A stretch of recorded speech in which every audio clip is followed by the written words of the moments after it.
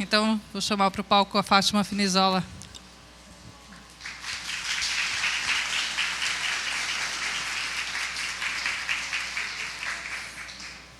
Olá, pessoal. Boa tarde. Aqui estamos novamente, aqui mais um Diatipo, né? Já tenho uma participação em alguns outros eventos, Tipocracia, Diatipo, e queria também agradecer o pessoal o convite para a gente estar aqui mais uma vez falando para vocês um pouco sobre aqueles type designers que provavelmente não estão aqui na plateia entre vocês. Então, já falar um pouquinho sobre tipografia vernacular, né, que é a minha grande área de estudo dentro da área maior de tipografia, né?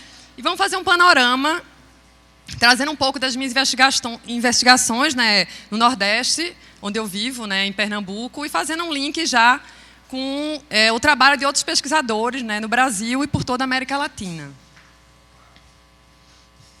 Eu sei que a Priscila já deu uma apresentação breve sobre o meu trabalho. Aí, só para recapitular, de repente, quem ainda não conhece, né, eu tenho um relacionamento, né, de longa data com a parte de design vernacular e tipografia, né, e isso se estreitou um pouco quando eu fui para a universidade e comecei a fazer meu mestrado e doutorado. E aí, nesse percurso, eu tive a oportunidade de publicar alguns livros que tratam do tema, né, a gente organizar algumas exposições para colocar na roda também essa produção de tipografia informal que existe, que corre em paralelo nas ruas da cidade, né, está inserida na paisagem urbana também. E, em alguns casos, também trabalhei alguns projetos tipográficos com essa inspiração nessa linguagem vernacular. Bom, aí trazendo um questionamento inicial, já que a gente está começando uma roda sobre pesquisa em tipografia, né? Hoje em dia, como é que a gente enxerga a pesquisa em tipografia, né, no Brasil e até em alguns outros países, né? Eu acho que na hora que você tem um projeto de pesquisa, as motivações que levam o pesquisador a desenvolver qualquer projeto são as mais diversas possíveis.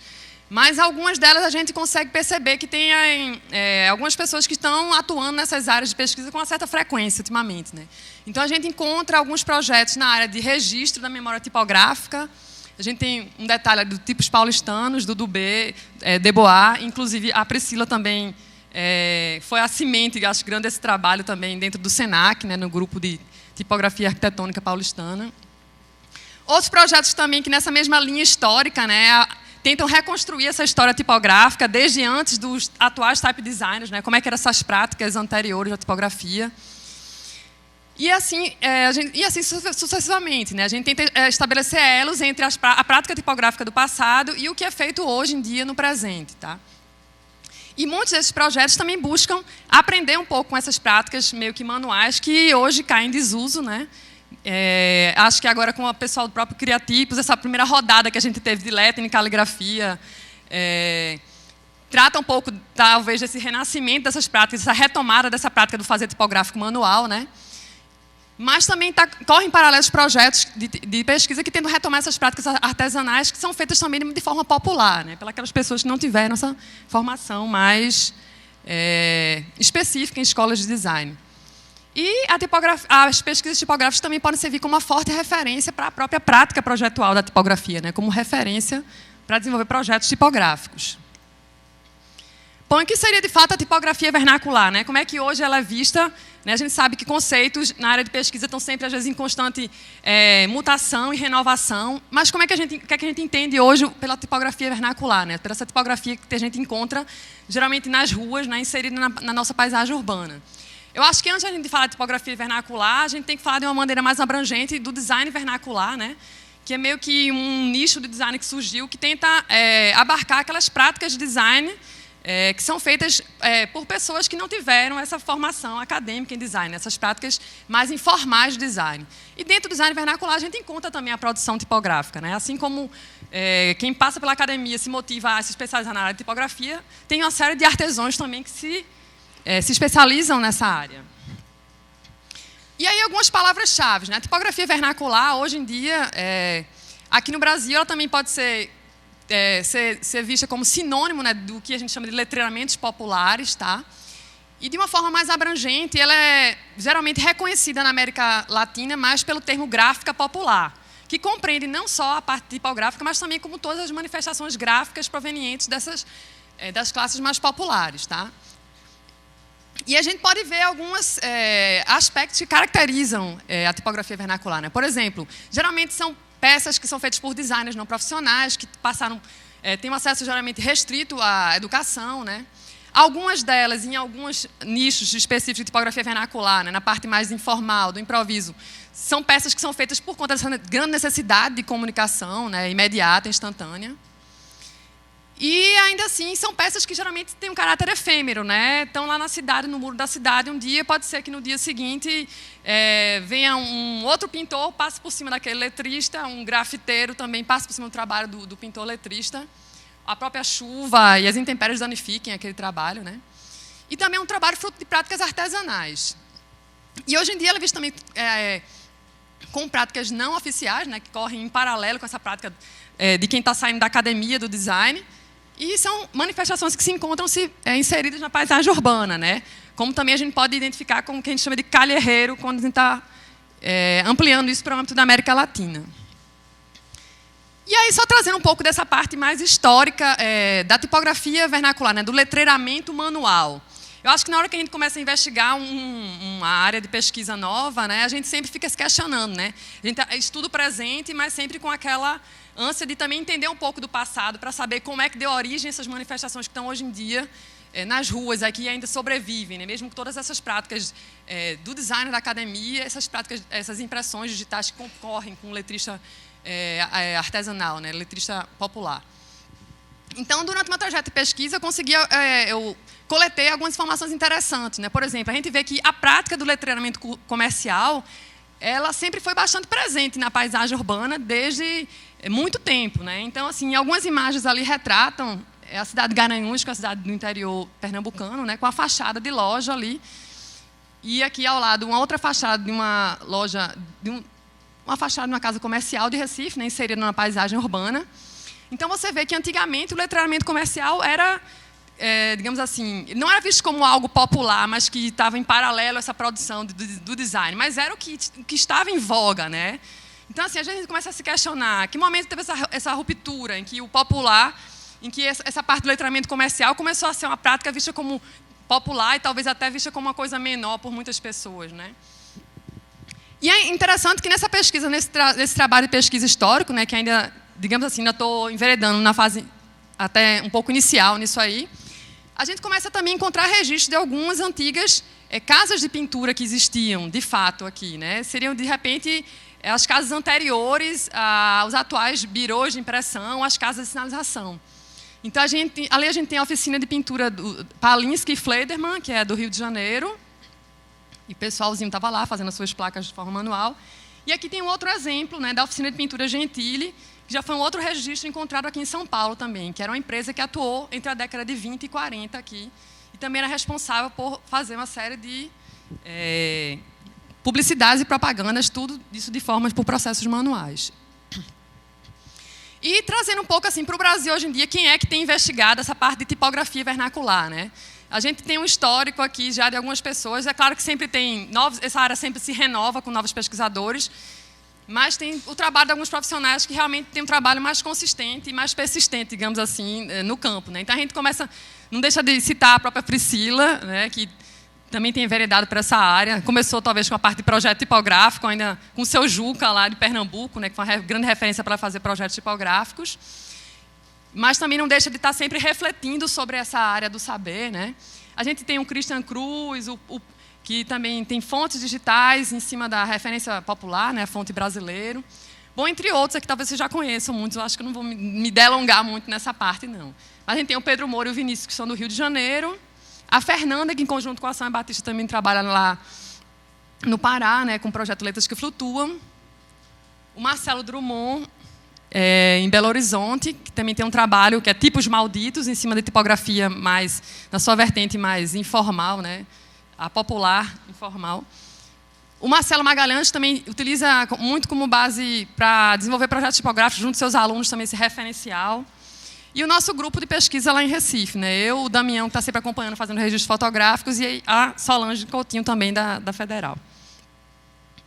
Bom, e se a gente parar para observar um pouco o status da produção desses pesquisadores, né? A gente observa que eles passaram por alguns momentos, tá? Então, muitos deles começaram com um registro passivo da obra dos letreiros populares que estavam na cidade, né? Um registro meramente estético, digamos assim. E um passo seguinte seria você buscar os autores, conversar com os pintores de letras, conhecer eles, para saber as ferramentas que eles utilizam, os processos, né? Isso já muda completamente a sua visão sobre o tema, porque uma coisa é você fazer um registro inerte lá de uma coisa, de um letreiro pintado na parede e ficar divagando sobre as possibilidades sobre qual foi feito aquele produto, né? Outra coisa é você falar com quem fez de fato e ele lhe contar a história daquele letreiro.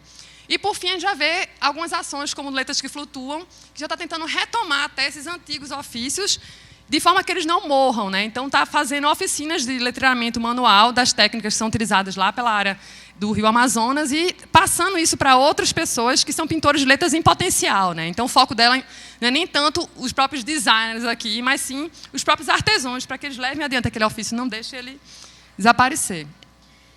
Se a gente abrir um pouco esse leque para a América Latina, né? De uns tempos para cá, digamos mais final da década de 90, né? Tem uma série de movimentos de resgate e registro dessa gráfica popular que a gente encontra em diversos países. Então, a gente começa a história ali no México, com um sensacional de desenho mexicano, 1999. O Popular de Lujo, na Colômbia, também bastante ativo, de um site riquíssimo de informações, até hoje ele ainda está no ar, e oferecendo oficinas com os próprios pintores de letras, né, promovendo o trabalho deles, fazendo exposições, entre inúmeros outros movimentos, né? E esse mapa meio que eu peguei emprestado do Pedro Moura, que eu achei interessante esse registro que ele fez. Ele começou a elencar os tipos de intervenção que esses grupos estavam fazendo nas suas regiões, né? Então, alguns que se concentram na produção de tipografia digital, com referência no vernacular, outros no desenvolvimento de publicações e sites sobre o tema, né? Promoção de oficinas e cursos, e alguns também promovem o serviço de lettering, que eu acho que estaria meio que em parceria com a tipografia digital.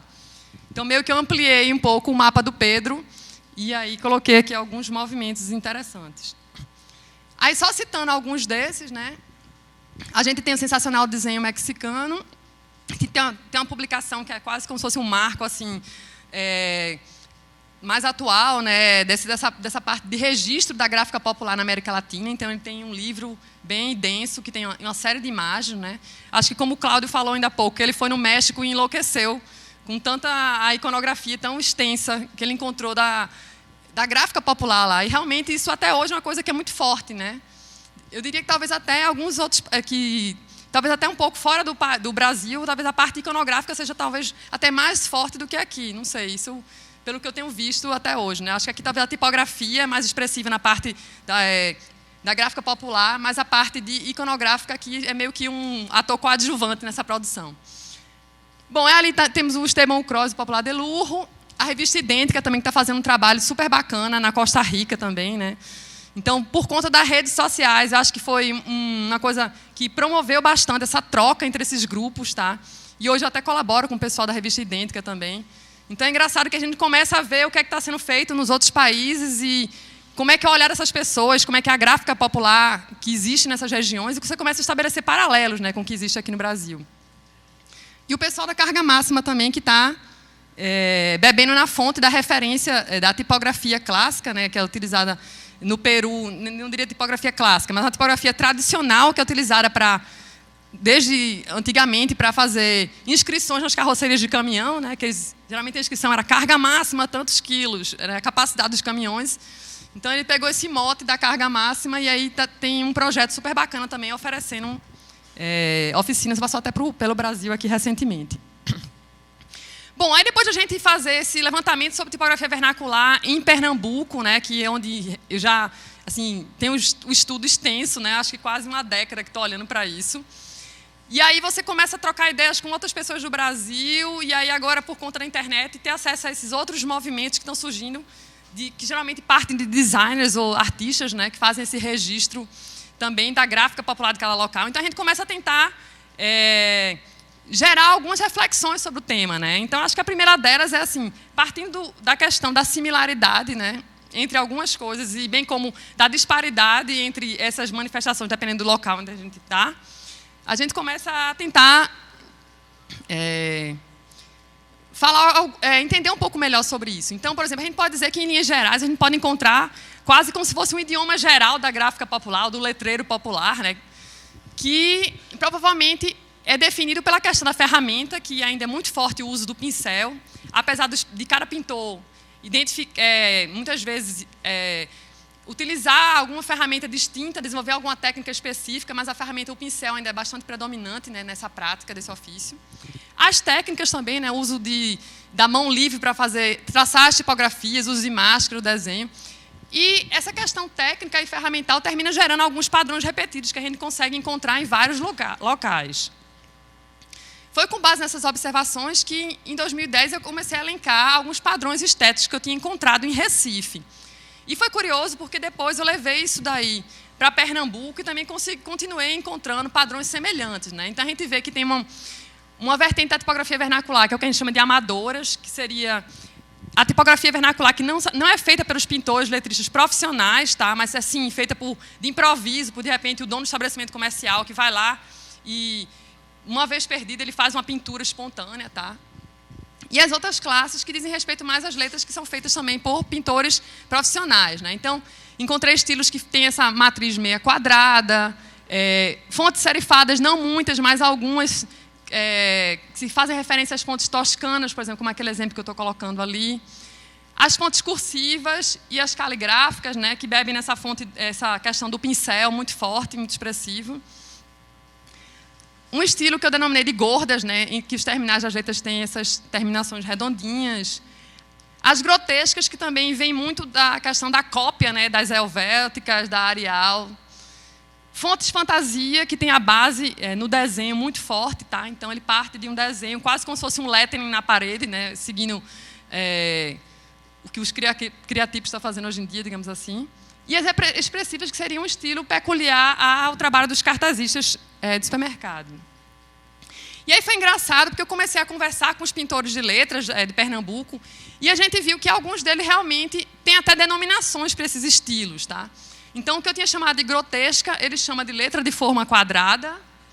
O que eu tinha chamado de letras gordas, ele chama de letra de forma boleada, tá? Isso não é uma padronização universal, digamos assim, mas isso foi coisa que a gente foi juntando os pedacinhos de um quebra-cabeça e montando esse mapa. A minúscula, para ele é um estilo de letra também, a minúscula. A manuscrita, tá? Que seria o que a gente é visível, né? O uso do pincel é um estilo talvez mais livre, mais pessoal. A letra caixão, que seria basicamente a quadrada. Um estilo que ele chama de partida, que tem essa construção semelhante à letra toscana. No entanto, é denominada partida porque ele tem, geralmente, duas cores, né? Ela é dividida no meio, né? Então, ele dá o nome não pelo desenho da letra em si, mas pela pintura que é feita na letra, né? Uma fonte serifada, né? Tipo uma Times New Roman, que um letrista me disse que era uma fonte itálica, porque itálica lembra os romanos de Roma, lembra aquelas letras tradicionais. Então, você vê que tem umas denominações assim meio curiosas. A letra decorada, que seria quase como se fosse uma casual, né, que a gente chama de casual hoje em dia, né, que é uma escrita mais pessoal de cada pintor, tá? Mais rápida. E o estilo degradê também, que foi interessante, que eu encontrei isso aqui nos pintores de lameiras de caminhão.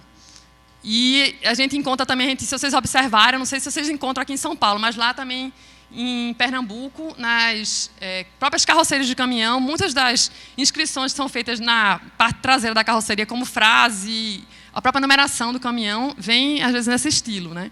Então, são letras que são feitas em negativo e, geralmente, tem esses cantinhos chanfrados, né? Mas eles chamam de letra degradê também, por conta que, geralmente, essa letra é feita, antes de fazer a letra em negativo, ele faz uma base em degradê para depois fazer a pintura em negro por cima dessa base degradê. Bom, e por outro lado, se a gente consegue encontrar alguns desses estilos que se repetem com frequência, né? Por outro lado, assim mesmo, a gente ainda encontra alguns rasgos, né, regionais em alguns países, tá? E aí eu observei o quê? Como é que se dá, de que forma se dá esses rasgos, esses estilos mais peculiares de determinadas regiões, né? Então a gente observa que, às vezes, o trabalho de algum autor é tão proeminente em determinada região. O cara tem um trabalho como pintor de letras, né, como rotulista, como se chama em espanhol, tão expressivo em determinada região que ele meio que aquela região passa a ser reconhecida pelo trabalho daquele pintor. Então se dá de forma inversa, tá? Não é estilos que caracterizam uma região, mas um pintor que caracteriza determinada região. A questão também de alguns suportes específicos, tá? Então, por exemplo, na Amazônia você tem os barcos, aí foi criado um estilo de letra peculiar para os barcos da Amazônia, que depois foi aplicado também em outras fachadas comerciais. Mas nas carrocerias de caminhão, a própria lameira também tem aquele estilo degradê que eu mostrei para vocês ainda há pouco. Então, às vezes, determinados suportes também definem alguns estilos tipográficos. E a questão também de motivos, né? Que às vezes o próprio universo iconográfico de cada cultura onde está inserido, aquele pintor rotulista também serve como referência para ele elaborar não só a letra, né? Mas de forma mais visível os caracteres, os ícones e os adereços que vão estar compondo com aquele letreiro. Então, só para citar alguns casos, né? Acho que quando eu comecei a montar essa apresentação, tinha um grande desafio de falar um pouco de pesquisa, né, e trazer um pouco a questão do vernacular para a América Latina. Mas assim, a gente observa que é um campo, um terreno gigantesco, que é meio difícil resumir isso numa palestra. Tá?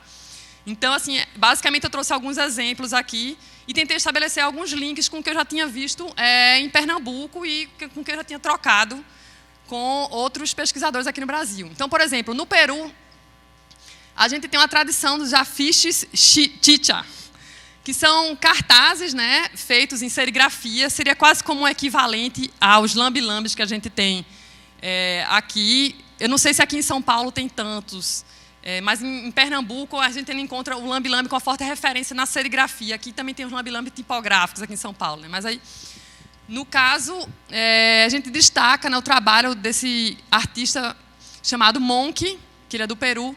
Então, ele desenvolveu uma técnica pessoal para fazer esses cartazes, né, que são geralmente cartazes relacionados ao estilo musical chicha, né, muitas festas populares são feitas. E ele, antes dele fazer as serigrafias para gerar esses cartazes, né, ele recorta toda a matriz que vai fazer a serigrafia à mão. Então, ele não deixa de fazer um letreiramento antes de gerar aquela matriz serigráfica. Tá? Então, ali tem uma imagem de workshop que a aluna está justamente fazendo isso. Ela primeiro fez o desenho do lettering no papel e depois ela está recortando a matriz para poder gerar a revelação da tela de serigrafia. E, por conta das próprias dificuldades inerentes à questão serigráfica, né? Então, é frequente na obra do Monk você encontrar letras com esse estilo cursivo, né? Onde ele tenta emendar as letras uma na outra para ficar mais fácil até ele tirar uma peça inteira e revelar a tela dele do que fazer coisas em pedacinhos e depois ter que remontar aquilo ali.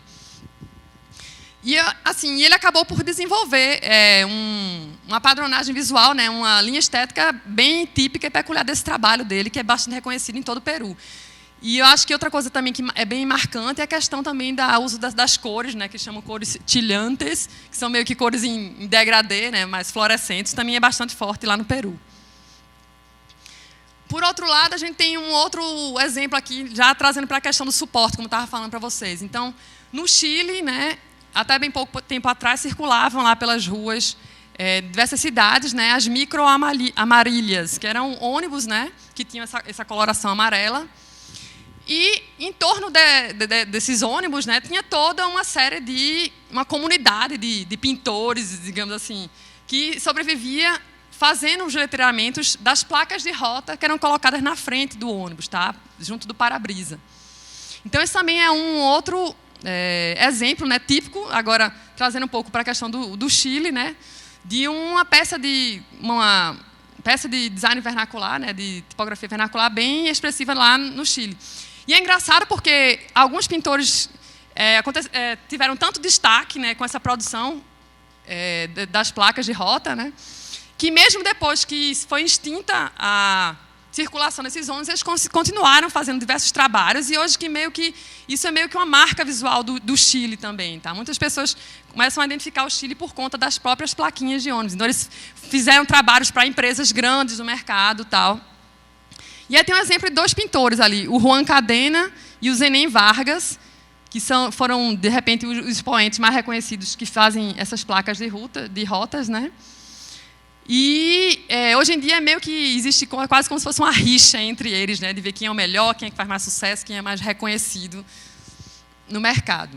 Mas assim mesmo, vocês notam também que a própria placa de rota também tem alguns estilos tipográficos também que são típicos, né? Aquela mesma letra que eu mostrei ainda há pouco, da lameira de caminhão, ela se repete ali em negativo, ali num estilo que remete um pouco àquela que a gente viu ainda há pouco, a degradê. E aí, saindo um pouco da questão tipográfica, mas ampliando um pouco para a gráfica vernacular de forma mais ampla, né? A gente passa para a iconografia popular da Costa Rica, e a gente chega lá e vê que é um universo assim, super rico. Então, assim, além da parte tipográfica lá, da própria gráfica popular, a própria gráfica popular tem elementos iconográficos pictóricos bastante utilizados, assim, largamente. Então, eu diria que, assim, se você chega lá na Costa Rica e faz um comparativo com o que você vê aqui no Brasil, assim, lá você encontra com bem mais frequência esses elementos. E uma coisa curiosa que aconteceu é que o pessoal que tem o projeto Idêntica, que desenvolve esse projeto lá na Costa Rica, né, fazendo esse trabalho de registro da gráfica popular, observou que entre esses elementos iconográficos, a cultura do pódio, né, do frango, é muito forte lá na Costa Rica, né? Então, eles têm uma série de fast foods que vendem frango, e vendem frango frito em todos os lugares ambulantes. Então, diante dessa observação, eles resolveram fazer um número especial de uma revista, da própria revista deles, Idêntica, que específica somente no registro da gráfica popular, do que é feito em gráfica popular em cima da cultura do pódio, né, do frango. Do frango assado, frango frito, frango com arroz. Então, assim, vocês veem que é uma coisa que foi um tema local que eles trouxeram e utilizaram aquilo ali para desenvolver os projetos dele, valorizaram aquele aspecto da cultura local. Bom, e agora, para a gente finalizar aqui as ideias, né, eu acho que o que eu queria também deixar para vocês é o seguinte, é que a gente, às vezes, faz algumas generalizações sobre a gráfica popular, principalmente quem está chegando agora no tema, e a gente esquece, às vezes, que mesmo dentro do universo da tipografia vernacular, né, existem... a gente pode ainda encontrar subdivisões dentro daquele universo, né? Então, muitas vezes, como eu falei para vocês, tem pintores ocasionais e tem pintores profissionais que trabalham com a gráfica popular, com a tipografia vernacular. Então, muitas vezes, vocês observam simplesmente um desses lados e generaliza para todos os artesãos que estão inseridos nesse ofício, né? Então, por exemplo, tem algumas verdades que são ditas, até eu já devo ter falado diversas vezes, mas que hoje em dia a gente até se questiona sobre essas observações, essas conclusões que foram tiradas a respeito do tema. Então, por exemplo, de senso comum, né, que muitas vezes a gente fala que o pintor de letras ele não possui uma formação especializada na área. Então, muitos textos introdutórios sobre o tema falam, não, o pintor de letras é aquele cara que aprendeu manualmente, aprendeu informalmente nas ruas, o ofício e tal. E quando a gente começa a conhecer de perto esses pintores, a gente vê que realmente há esses fenômenos, né, que já têm esse dom e essa facilidade de desenvolver letreiros, mas muito embora há alguns desses pintores que passaram por escolas, né? Não foram escolas como universidades, mas tem algum curso técnico, pelo menos, dentro da área. Então, eu tenho um exemplo de um pintor cartazista lá de Recife, que ele fez o curso por correspondência do Instituto Universal Brasileiro, né, na área de publicidade e desenho artístico. O outro pintor carioca de Recife também passou pela Escola de Belas Artes do Rio de Janeiro, tá? E também foi instrutor do próprio Senac na parte de cartaz e na oficina de serigrafia e publicidade lá. E outro exemplo também mais longínquo, por exemplo, esse outro pintor, Juan Bautista, de Valparaíso, no Chile, também passou pela Escola Nacional de Artes Gráficas. Apesar de não ter concluído o curso, mas ele teve uma vivência, né? Então, você vê que eles estão lá na rua, não estão aqui no diatipo, mas eles, de alguma forma, têm esse olhar aguçado para o tema, ou tiveram a oportunidade de, em algum momento da sua vida, ter um contato mais próximo, né, com a tipografia. Outra verdade também que é bastante falada é que os letreiros populares são feitos de forma intuitiva, sem planejamento. O que nem sempre é verdade, né? Claro, quando o cara é dono de um estabelecimento comercial, ele não tem nenhuma prática sobre aquilo ali, ele simplesmente pega um cartaz e um piloto e vai lá, desenha e ele está pronto a placa dele. Mas na hora que a gente chega para conversar com os pintores, a gente vê que alguns deles realmente têm pelo menos a noção básica, né, da métrica tipográfica, né? Então, eles realmente traçam linhas de base, a linha das maiúsculas, tá? Eles saem calculando o espaço entre letras, né? Dependendo do pintor, é claro que há variações, né? Há pintores que são mais... têm um trabalho mais expressivo, que não tem esse detalhamento tão grande na hora de planejar um layout, mas já tem outros que realmente fazem esse trabalho, tem esse trabalho preliminar antes, de fato, de fazer o letreiramento. Então, ali tem o detalhe aqui de um pintor lá de Petrolina. E aí, ele, além de fazer todo esse projeto preliminar, antes de fazer as suas placas, ele também utiliza moldes, né, vazados, para pintar placas em série. Outra frase também bastante dita, que o pintor de letra faz tudo de cabeça, sem nenhuma referência. E aí, quando a gente chega nos ateliês desses pintores, né, porque alguns dos pintores realmente, de fato, têm oficinas onde eles trabalham, nem sempre eles trabalham só na rua, o que a gente encontra é uma série de catálogos de letras guardados nas gavetas empoeiradas. Então, a gente vê, por exemplo, em Pernambuco, eu conversei com um pintor de Gravatá, e lá na oficina dele a gente encontrou esses manuais de desenhos aqui da parte superior. Tá? Então, eles pegam... muito embora não é uma coisa utilizada, talvez, com tanta frequência na prática cotidiana, mas, em algum momento, ele teve aquele material, ele estudou aquele material, e talvez até de tanto repetir determinado estilo, ele já assimilou alguns estilos. Esses dias também encontrei no Facebook do Letras que Flutuam também outra referência que as meninas localizaram lá na Amazônia também, outro catálogo do Romano Ornamentado, usado como referência por alguns pintores lá dos barcos. Aqui embaixo tem um detalhe de outro livro de recortes. Isso é um pintor também da cidade de Arco Verde, que ele tem nos seus armários uma série de recortes que ele fez de revistas, né? Que ele disse, não, eu vou vendo coisas interessantes, eu só recortando e guardando como referência. Quando tem algum trabalho mais especial, eu vou lá e consulto. Então, ele também tem essa coleção. E aí, um outro colega meu do Chile, que também tem esse olhar para a gráfica vernacular e pesquisador de lá, também me mandou essa imagem aqui, que é de outro pintor lá do Chile, que ele tem em sua oficina um manual da Mecanorma, né, que são as letras transferíveis, que também é utilizado como referência para o seu trabalho. Bom, a gente adiantando aqui, finalizando também, a gente tem aqui, por exemplo, o pintor de letras faz tudo de improviso, e a gente vê que em alguns lugares eles até chegam a desenvolver técnicas próprias, tá? Eu trouxe aqui uma imagem do Mr. Masking, da Costa Rica. Então, esse senhor, ele se especializou em fazer letras a partir de marcações com o que ele chama de masking tape. Então, ele tem todo um alfabeto que ele construiu como base simplesmente da fita crepe. Ele utiliza para isolar, né, a área, a fita crepe. Ele marca primeiro em negativo o layout que ele vai fazer e depois sai preenchendo com a buchinha e sai dando o colorido nas letras. Tá? Outra também frase que é comumente falada, o erro e a imprecisão são elementos visuais constantes nesse universo. É claro que há gradações, né, no trabalho dos pintores de letras. Né? Como eu falei, desde pintores que são mais autorais ou que fazem trabalhos mais no improviso, mas também aqueles que, de tão especializados e tão repetir aquele seu ofício, né, já tem um trabalho muito mais refinado quando eles estão desenvolvendo tanto a parte de letramento como também a parte de imagem, né, iconográfica. Então, ali eu tenho dois exemplos de um pintor, Juan Bautista, do Valparaíso, de Chile, e do outro pintor aqui de Costa Rica também, que ele é quase que um artista plástico a serviço da publicidade e propaganda. Outra questão, os letramentos apresentam rasgos de identidade da cultura local, né? Como eu falei para vocês, a gente encontra estilos gerais, mas quando a gente começa a encontrar um estilo que a gente, de repente, acreditava que era peculiar a determinada região e ver ele se repetindo em outras áreas, a gente começa a se questionar, poxa, como foi que esses pintores chegaram nesse estilo e reproduziram isso no Brasil, no Chile e na Colômbia, né? Um estilo semelhante. Então, ali eu tenho a letra degradê da lameira de caminhão. Ali eu tenho a outra letra que é utilizada nas placas de rota das microamarilhas do Chile, né? Que também tem um formato, a construção semelhante àquela que eu encontrei no Brasil. E ali eu tenho outro letreiramento que foi feito na Colômbia também, que tem essa mesma base, né? Utiliza um fundo degradê e as letras depois são marcadas em negativo. E a própria forma delas é semelhante, né? Então, a gente fica se questionando, poxa, como foi que eles trocaram essa informação e esse estilo chegou a essas áreas diversas, né, com aspecto semelhante, né? Então, que identidade é essa que a gente está falando? Identidade brasileira, identidade latina, identidade popular, né? Para a gente estar se referindo à identidade, a esse estilo tipográfico. E, por fim, que o letramento popular está à beira da extinção. Então, ainda assim, a gente consegue caminhar pelas cidades, dependendo da região, né, a gente encontra uma série de placas na paisagem urbana. Eu diria que quanto mais afastado das capitais, eu acho que mais letreiramentos você encontra, não só das capitais, mas quanto mais você vai para a periferia, o letreiramento ainda é uma forma de comunicação bastante viva, tá?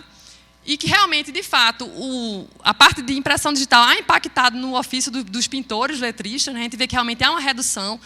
desses artesãos, e eles não estão, assim, muitos deles não estão passando isso para novas gerações, né? Então, até se a gente quiser que esse ofício sobreviva, tem que ter essa renovação no ofício. A gente já encontra alguns grafiteiros que estão indo para essa linha, seguindo um pouco alguns trajetos de outros familiares, né? Mas, assim, será que realmente vai entrar em extinção isso? Tipo, no momento que isso aí, às vezes, muito embora isso responde a uma necessidade de comunicação imediata, urgente, né?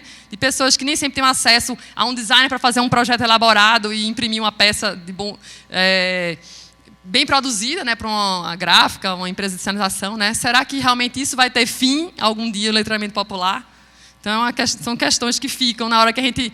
Eu acho que quando você torna-se pesquisador de determinada área, né, você começa a encontrar respostas para muitas coisas, mas com essas respostas vêm novas perguntas e assim por diante.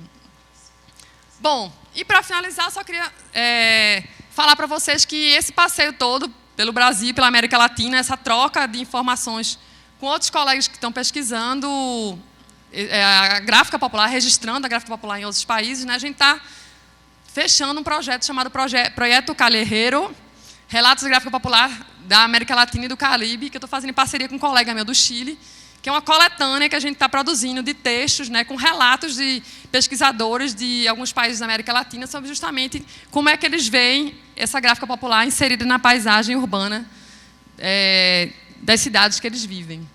Bom, então é isso. Queria agradecer ao Diatipo pelo convite. Estou à disposição para quem quiser trocar e-mails e conversar mais sobre o tema, e também agradecer às pessoas que cederam as imagens aqui para a apresentação, os colaboradores. Obrigada.